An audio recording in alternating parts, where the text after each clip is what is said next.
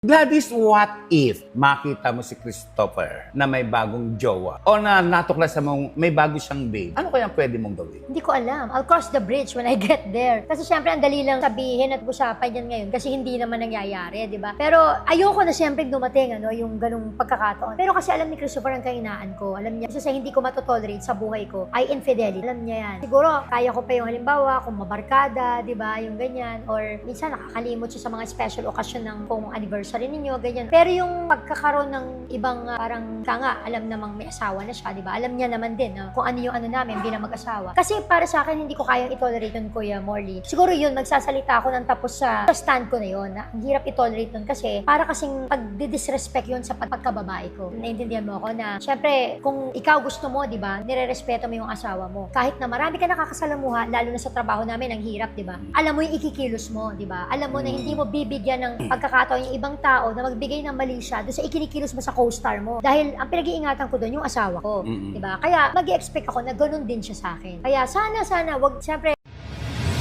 Kung kaya mong mabuhay sa tundo, kaya mo ring mabuhay saan man sa mundo. Morley Alinio. Ito ang Tundo.